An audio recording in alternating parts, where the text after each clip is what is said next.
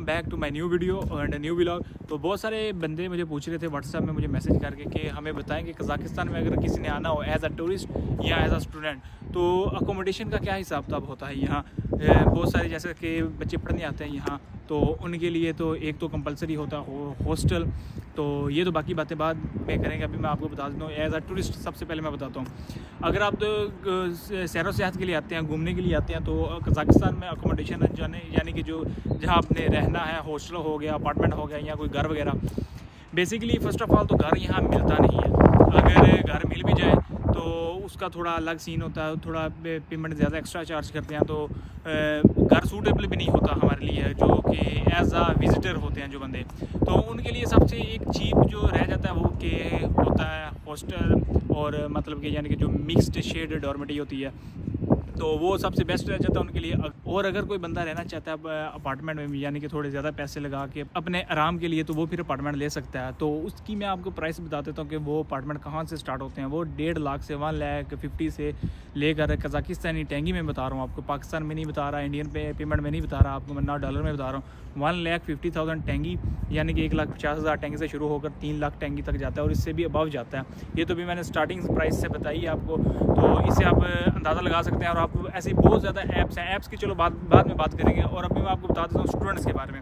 जो कि कज़ाकिस्तान में स्टूडेंट रहना चाहते हैं, वो फर्स्ट ऑफ़ ऑल तो जो एडमिशन करवा के आते हैं वो उनको 1 साल कंपलसरी होता है उनको रहना हॉस्टल में, जो यूनिवर्सिटी से एफिलिएटेड होता है हॉस्टल। और तो लाजमी नहीं है कि यूनिवर्सिटी से एफिलिएटेड हो, लेकिन ऐसा हॉस्टल हो जो कि यूनिवर्सिटी से मंजूर शुदा हो और यूनिवर्सिटी उसको एक्सेप्ट करती हो। वहाँ आप 1 साल गुजार कर और मे भी 6 माह आप दाल लगा सकते हैं। तो उसके बाद आप अपार्टमेंट शिफ्ट हो सकते हैं। अगर आपके साथ आपके दोस्त हैं, अपने बैचमेट्स हैं, और यहाँ में भी आप सीनियर के साथ भी रह सकते हैं। ये आप पे डिपेंड करता है किसके साथ आप इजी हैं, तो आप अपार्टमेंट ले सकते हैं 4-5 बंदे इकट्ठे होकर। और यही मैंने आपको जो प्राइस पहले बताई है 1.5 लाख से 3 लाख टेंगी तक आप इसमें अगर अफोर्ड कर सकते हैं तो आप रह सकते हैं अपने दोस्तों के साथ मिलकर एक ले लें। जैसा कि मेरे पीछे आप देख रहे हैं ये सारे अपार्टमेंट्स आप खरीद सकते हैं यहाँ। ये मैं भी अपना रीजन बता देता हूँ कि मैं रहता हूँ सैमी में, तो सैमी में ये अपार्टमेंट मिल जाते हैं, इसी रेंज से स्टार्ट होते हैं। अगर आपने कोई अच्छा लेना है तो वो 2 लाख से ऊपर ही मिलेगा। और यहाँ रूम्स का मैं बता देता हूँ आपको कि अपार्टमेंट्स में किस तरह रूम्स होते हैं। बेसिकली आपको ज़्यादा से ज़्यादा जितने भी 2 लाख तक अपार्टमेंट होते हैं उनमें 2 रूम ही मिलते हैं। यहाँ पाकिस्तान वाला या इंडिया वाला सीन नहीं है, यहाँ दूसरी कंट्रीज़ वाला। अगर आप यूरोप में भी जाते हैं तो वहाँ भी आपको 1 से ज़्यादा 2 या 3 रूम मिलते हैं अपार्टमेंट्स में। और ये अपार्टमेंट है जिस तरह ये देख रहे हैं आप मेरे पीछे, लेयर टू लेयर इस तरह होते हैं। और यहाँ कोई लग्जरी माहौल नहीं मिलता आपको। अगर तो आपका अपना घर है, यहाँ के जो पीपल होते हैं, लोग जो हैं, उनके अपने इतने खास घर भी होते भी नहीं है, और वो यहीं रहते हैं इसी तरह, और इनके नीचे ही शॉप्स होती हैं। और ये हो गया अब अकोमोडेशन का। अगर मैं कुछ भूल चुका हूँ या जो मैंने नहीं बताया, तो आप इस तरह का कोई भी क्वेश्चन हो तो आप मुझे कमेंट में नीचे पूछ सकते हैं, तो मैं आपको जवाब दे दूंगा। या आप मेरे बायो में लिंक दिया हुआ है, मेरे टिकटॉक का अकाउंट भी आप मेरे फॉलो करें, वहाँ मैं लाइव वगैरह आता हूँ। और इंशाल्लाह ताला अगर किसी ने मैच लगाना हो तो लगा लेंगे। अभी मैं स्टार्टिंग में हूँ, तो बाकी बात बाद में। टॉपिक पर आते हैं, क्या बात मैं कर रहा था। हाँ, तो यहाँ कुछ ऐप्स हैं यहाँ जो लोकल यूज़ करते हैं, और इंटरनेशनल ऐप्स भी हैं, जैसा कि booking.com हो गया, अगोदा हो गया, और Airbnb हो गया। इस तरह की बहुत ज़्यादा ऐप्स हैं। बेसिकली जो मेरा एक्सपीरियंस है, मैं अपने एक्सपीरियंस आपको बताता हूँ। मैं यूज़ करता हूँ booking.com, और उसमें जीनियस स्टेप लेवल्स भी होते हैं, उसके पास आपको डिस्काउंट मिलता है 10%, 20%।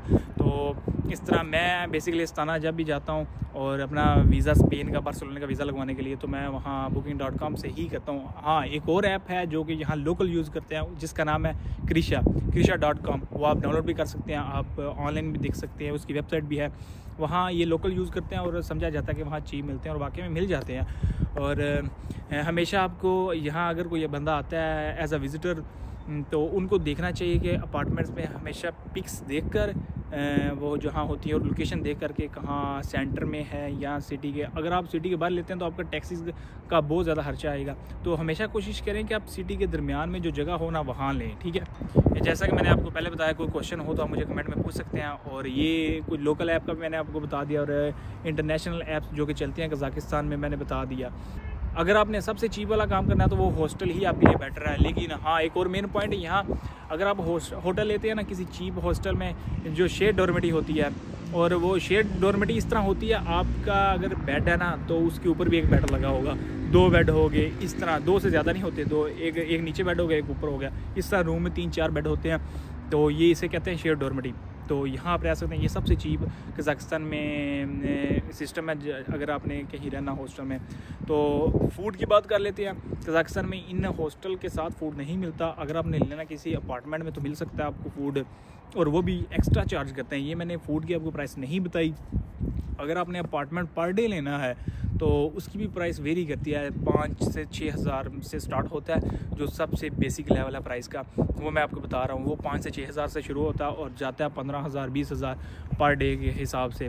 वो अब वही बात आ जाती है कि आपके बजट पर वो डिपेंड करता है कि आपने कौन सा लेना है। फ़ूड का भी मैंने आपको बता दिया कि फ़ूड इसमें इंक्लूड नहीं होता, और फ़ूड आपको अपने पेमेंट से बाय करना पड़ता है। और फ़ूड में कज़ाकिस्तान में हमें लोकल फ़ूड इतना खास खाने को नहीं मिलता, उतना हम खा सकते हैं। मैं तो हमेशा यही कोशिश करता हूँ कि हॉस्टल में भी जहाँ मैं रहता हूँ मैं खुद अपना बनाता हूँ, और आप भी कोशिश कीजिएगा खुद बनाएं। अगर स्टूडेंट आ रहे हैं इंडिया से या पाकिस्तान से जिनका न्यू एडमिशन है, तो वो हमेशा यही कोशिश करें कि पाकिस्तान से मसाले वगैरह, अपना बिरयानी मसाला हो गया और कड़ी मसाला वगैरह, ये जो भी आप खाने में पसंद करते हैं उस तरह के मसाले आप घर से लेकर आएँ। और मिर्चें वगैरह बाकी जो आम चीज़ें वो तो मिल जाती हैं यहाँ, लेकिन जो आप मसालों को यहाँ बहुत मिस किया करेंगे, क्योंकि यहाँ आपको मसाले नहीं मिलते। और मज़े की बात, यहाँ से अगर मिल भी जाएँ तो वो बहुत ही महंगी प्राइस में मिलते हैं। कोई चंद 1-2 किसी शहर में शॉप्स होती हैं इंडियन फूड के नाम से, यानी कि इंडियन शॉप। यहाँ सैमी में एक ही इंडियन शॉप है, और वो अपनी मर्ज़ी की प्राइस में हमें देते हैं मसाले वगैरह, अगर अचार लेना हो या कुछ भी लेना हो। तो मैं यही कोशिश करता हूँ कि वहाँ से ना लूँ, बहुत कम हो गया। हाँ, और बेसन, ये चीज़ें भी आपको ना, जो पाकिस्तानी लोकल चीज़ें हैं जो बहुत आम मिलती हैं पाकिस्तान या इंडिया में, तो वो यहाँ नहीं मिलती। ठीक है, मैं कोशिश कर रहा हूँ कि जितने ज़्यादा पॉइंट्स हो, जितने मेरे माइंड में आ रहे हैं, वो सारे एकदम इकट्ठे होकर आपको बता दूँ, और ताकि कोई आपका क्वेश्चन ना रहे। अगर फिर भी रह जाता तो कमेंट का ऑप्शन यूट्यूब वालों ने इसीलिए दिया कि आप मुझे कमेंट करके पूछ सकते हैं कोई क्वेश्चन हो तो। और मैं आई थिंक सारे पॉइंट्स क्लियर हो चुके हैं। अब मुझे इजाज़त दें, इंशाल्लाह अगली वीडियो में मिलते हैं। तो मेरे, अगर आपने बाकी व्लॉग देखने हो तो आप मेरे देख सकते हैं। कज़ाकिस्तान के बारे में मैंने बहुत ज़्यादा बनाए हुए हैं, कज़ाकिस्तान के बाज़ार के बारे में, कज़ाकिस्तान के अपने सिटी के बारे में, अपनी यूनिवर्सिटी के बारे में। अगर आपने मेरी यूनिवर्सिटी, सेमी मेडिकल यूनिवर्सिटी के बारे में कुछ पूछना है तो आप मुझसे कमेंट में पूछ सकते हैं। और तो मिलते हैं अगली वीडियो में। अल्लाह हाफिज़।